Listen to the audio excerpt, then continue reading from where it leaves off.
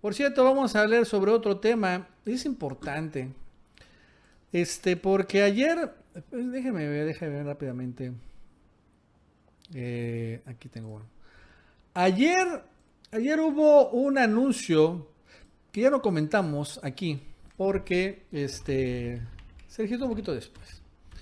Y fue un anuncio del tamaño del rescate. Porque ya empezó, este, ya empezó una estrategia. Es que, ¿qué sucede ahorita? Está el tema de la pandemia.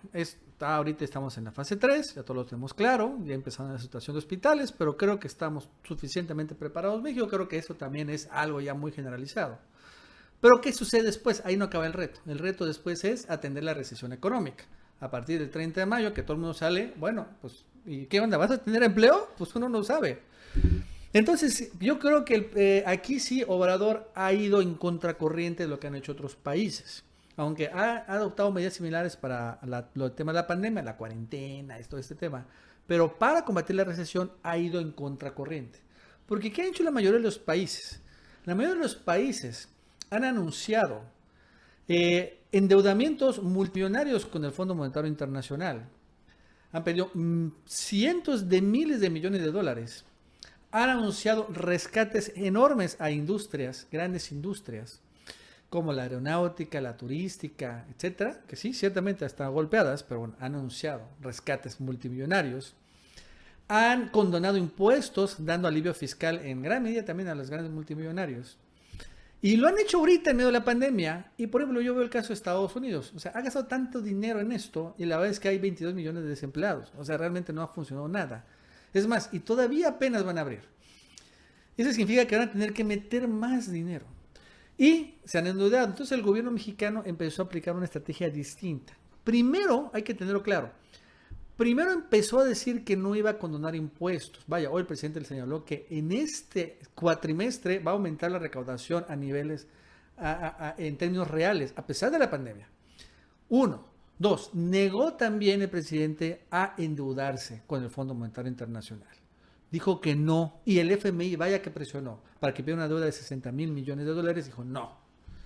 Pero hizo algo interesante. Se empezó a financiar o va a financiar su programa de rescate con el Banco de México. ¿Qué sucede? Banco de México es una institución que la vez que entre todo funciona bien. Hemos hablado mucho del Banco de México que sí cobran sueldos de oro, hay una burocracia dorada, hay pensionados que cobran un chingo de lana, pero aunque claro que han hecho sus tranzas, no se puede negar, pero entre todo es una institución que a lo largo del tiempo ha funcionado bien, en su objetivo de que es bajar la inflación. Entonces llegaron a una colaboración, una alianza hace unos días, Alejandro Díaz de León, el gobernador, y López Obrador, para que a través del Banco de México se metiera el financiamiento que va a llevar a rescates de pequeños empresarios y de grandes empresarios. O sea, que sí va a haber un rescate importante, pero no financiado por el Fondo Monetario Internacional, no financiado con dólares, por así decirlo, sino con pesos mexicanos. Porque el Banco de México tiene algo. La característica es que tiene una máquina, una gran imprenta, que creen que hace. Imprime pesos, punto. Entonces, ¿quieres más pesos? Bueno, pues imprímelos. Enciende la maquinita y literal, el Banco de México crea el dinero. Lo digo en sentido literal, ¿no? Entonces, ayer anunciaron esto y hay que entender lo que significa. Anuncia apoyos por 750 mil millones de pesos. Un apoyo histórico. 750 mil millones de pesos de dinero. Dinero que está creando el Banco de México y va a meter al sistema financiero, o sea, a los bancos. Pero ¿dónde va? Primero, esto es importante. 250 mil millones de pesos servirán para provisión de recursos a instituciones bancarias para canalizar créditos a las pequeñas y medianas empresas, así como a personas físicas afectadas. O sea, estos 250 mil millones de pesos, aquí hay que entenderlo. ¿Qué es lo que significa? Van a ir a los millones de microcréditos que han anunciado López Obrador. ¿Se acuerdan? Porque primero anunció Vamos a apoyar con 1 millón de microcréditos por 25,000 pesos a las pequeñas empresas. Después dijo, vamos a apoyar 2 millones de créditos. Y ahora dice, vamos a apoyar con 3 millones de microcréditos. Y es más, yo creo que va a seguirle subiendo la cuota. Pero es por eso que es importante. O sea, aquí, y ha hecho Obrador, ¿no va a salir del fondo de pensiones del IMSS? No va a salir del fondo. O sea, el gobierno no va a dar esta lana. ¿Qué no va a dar? Así es, el Banco de México. Estos 250,000 millones de pesos se van a depositar a Nafinsa, a bancas comerciales, etcétera, pero van a ir eventualmente a los microcréditos, ¿no? Solo con los 3 millones de pesos de créditos son 75,000 millones de pesos. Significa que todavía tiene una bolsa el gobierno mexicano de como 125,000 millones de pesos adicionales que podría utilizar, 175,000 millones de pesos que utilizaría para qué. Yo lo que creo es que no lo están diciendo todo, lo están diciendo en partes, lo están diciendo de manera escalonada, que va a llegar un momento en que van a anunciar un programa de créditos de más de 25,000 pesos. Porque es claro que los 25,000 pesos son créditos que son para, ¿qué? Pequeñas y microempresas. Para la tiendita, para la estética, es para el canal de YouTube, es para el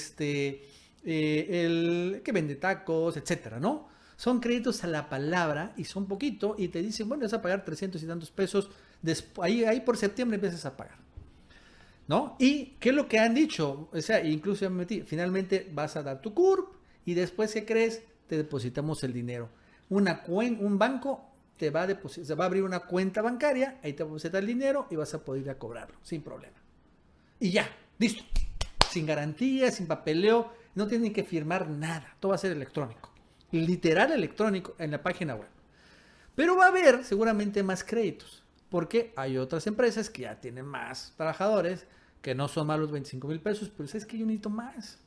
Necesito 50, necesito 100 varos, necesito 200, tengo proveedores, tengo más personal. Bueno, entonces aquí creo que va a haber otro programa y ojalá le atinen, donde va a haber ya no microcréditos, sino créditos también a la palabra, de entre 25,000 y tal vez hasta 500,000 pesos o 1 millón de pesos.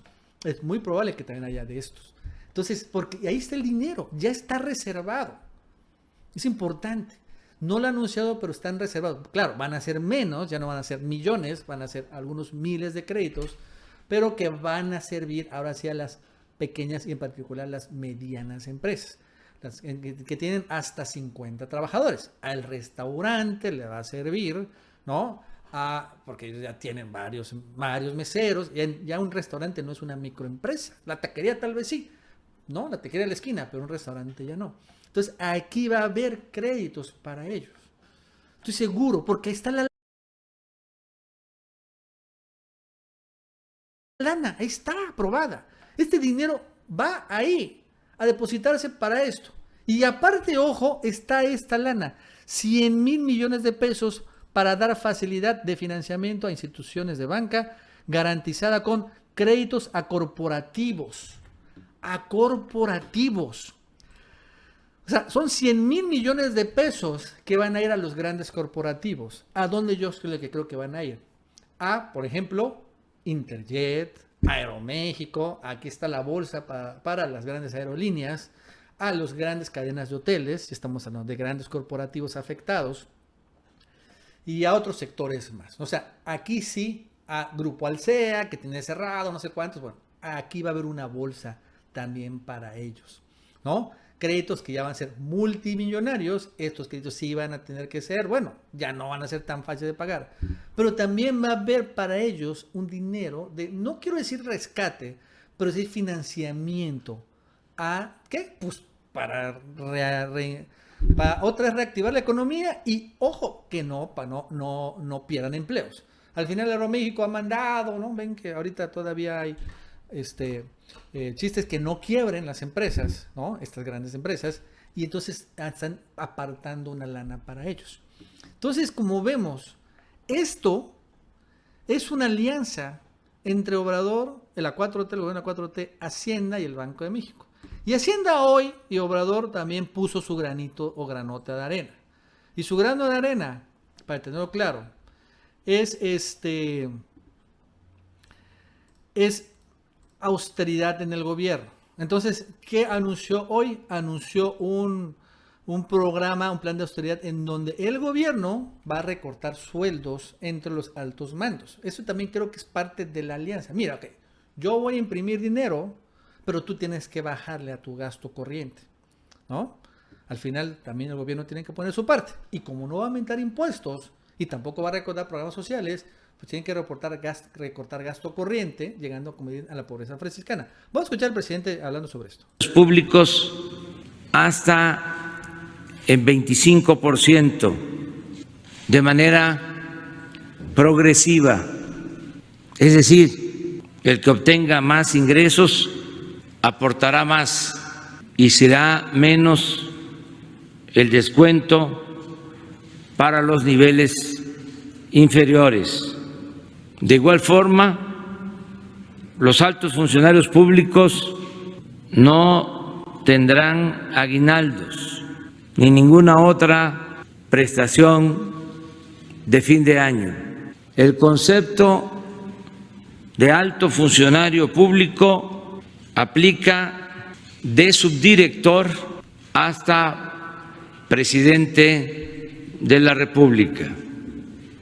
No se ejercerá el 75% del presupuesto disponible de las partidas de servicios generales y materiales y suministros. Esto también incluye a lo supuestamente comprometido. O sea, una serie de anuncios, tampoco se va a seguir rentando varios inmuebles, etcétera, etcétera, etcétera, en donde el gobierno pone su parte.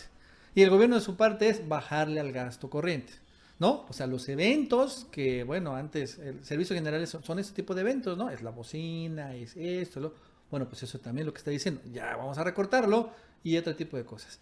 Entonces, así, finalmente, a través de la llamada política monetaria, que es la del Banco de México, o sea, imprimir billetes, y la política fiscal, que es la que estamos escuchando Obrador, que es o aumentar impuestos o reducir gastos, y ya se fue por reducir gastos, y no va a aumentar impuestos, se conforma un gran paquete, una gigantesca bolsa, que vamos a ver, que es la que van a ver, ya una vez que superemos la fase, la peor parte de la pandemia, ahí por el 8 o 9 de mayo, porque ahorita todavía se sigue enfocado mucho a esto, se van a hacer más claros los apoyos.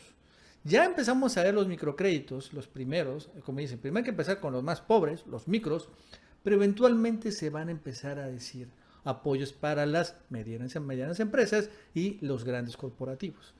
Y van a recibir el apoyo, ¿no? Pero un apoyo nacional. Es un apoyo que vale la pena señalar que no viene del Fondo Monetario Internacional. Por lo tanto, no viene con condiciones. No sé si se acuerdan, no creo que no, pero cuando fue la pandemia de la influenza H1N1, cuando Felipe Calderón era presidente,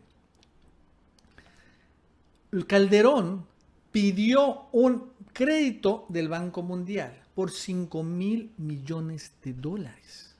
$5,000 millones. Y esta lana, este crédito, tuvo un costo. Ese mismo año, Calderón aumentó el IVA del 15 al 16%, él quería que fueran 17%, aumentó el ISR de 28 a 30% y aumentó en ese momento el impuesto de depósitos en efectivo. O sea, esa fue la consecuencia de pedir el crédito al Banco Mundial. Esa fue la consecuencia. ¿Para qué quería el crédito Calderón? Era para comprar ventiladores mecánicos que no compró ninguno. Era para hacer filtros y cercos sanitarios que no sirvieron para nada. Ahí llegó la pandemia, etc. Entonces el dinero quizá dónde se fue, pero todos los mexicanos nos zamparon más impuestos. Entonces el Fondo Monetario Internacional quería hacer exactamente lo mismo. Nos quería prestar $60,000 millones, nos obligaba, nos está obligando a que lo agarremos. Dice, ahí está el dinero. Ahora dijo, no, se fue con el Banco de México y armó una estrategia para, a través de pesos mexicanos, y a través de la maquinita y a través de reducción del gasto fiscal, se pueda aquí, solo los mexicanos, tener suficiente con nuestras propias herramientas, salvar o rescatar a los empresarios, ¿no? Esta es la gran diferencia. Y todos los otros países, la mayoría, están haciendo la receta neoliberal. Pedirle prestado al Fondo Monetario Internacional, bla, bla, bla, bla. Y ahorita sí, está muy bien, los dólares. El problema es que cuando una vez que supere la pandemia, van a tener que aprobar estos llamados paquetazos fiscales del FMI, aumentar impuestos, reducir pensiones, aumentar gasolinas y todo lo que quieran y manden. Y ahí van a ver que va a estallar los conflictos sociales en varios lados. Porque en medio de la recesión van a aumentar los impuestos. Y en México no va a suceder eso. En México, en esta alianza, pues vale la pena señalar.